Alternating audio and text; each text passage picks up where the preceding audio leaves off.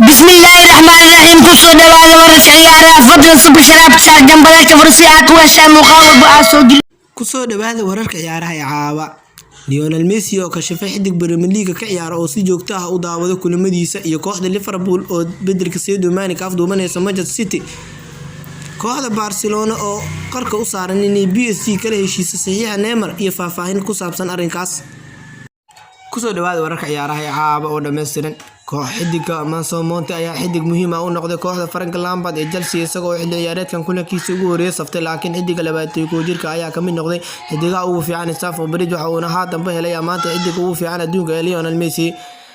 Monte ayaa loo soo dalciyay kooxda koowaad ee Chelsea xilli ciyaareedkan kadib markii uu Lampard tababaraha u noqday kooxda Chelsea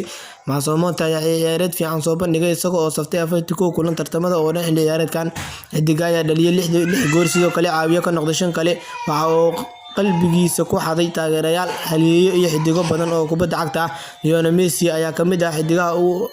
ugu qaab ciyaareedkiisa ku xaday qalbigooda waxa uu xidiga 6 jeer ku guuleystay Ballon d'Or-ka amaan ugu qubeeyay xidiga da'yarka ah kadib markii aan daawaday waxa uu leeyahay tayo uu noqon karo mid kamid ah xidiga ugu fiican adduunka ayuu Messi yiri waxaan jeclahay in aan daawado qaab ciyaareedkiisa mar walba oo ciyaarayo waxaan rajeynayaa inuu sii wado qaab ciyaareedka fiican kooxda Liverpool ayaa lagu soo waramay inay qarxi doonto lama filaan ugu weyn suuqa xagaaga hadii uu xidiga Sadio Mane iskaga tago kooxda dhamaadka xilli ciyaareedkan xidig garabka ka ciyaara Sadio Mane ayaa la xiriirinaya kooxda Real Madrid iyadoo Zidane doonayo inuu xidiga ku xidiyo kooxdiisa xilli ciyaareedka dambe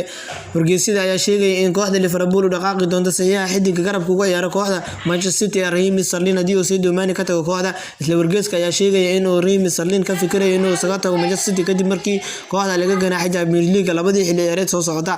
xidiga reer England ayaa iskaga diiday inuu heshiis cusub u saxiixo kooxda kadib markii kooxdiisa laga ganaaxay Champions League kooxda Barcelona ayaa lagu soo waramay inay ku dhawaaday inay PSG kala heshiiso saxiixa isdhaafsiga oo ay ku doonayso xidiga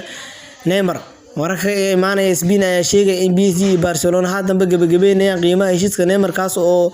ku laaban doona Camp Nou dhamaadka xilli ciyaareedkan kooxda Barcelona ayaa miiska u saari doonta PSG lacagna 8 milyan oo euro iyo waliba xidiga Antonio Griezmann kaas oo qayb ka noqon doona heshiiskaas labada kooxood ayaa la sheegay inay ku heshiiyeen saxiixa Neymar oo ku kacay 180 milyan oo euro waxa ayna Barcelona miiska saaraysa Antonio Griezmann oo ku kacay 100 milyan iyo lacag dhan 8 milyan oo cash ah wararka ayaa intaas raacinaya in labada kooxood haatanba ka heshiinayaan sidii ay Barcelona u bixin lahayd lacagta 80 milyan ee euro taas oo la filayo in si degdeg ah loo heshiiyo wararka caawa ayaa ka daawanaysan jaraad enjoy fashion waxa la isku jeedinayay xasan qoslay iyo xagga farsamada xaq guraad raxmaan enjoy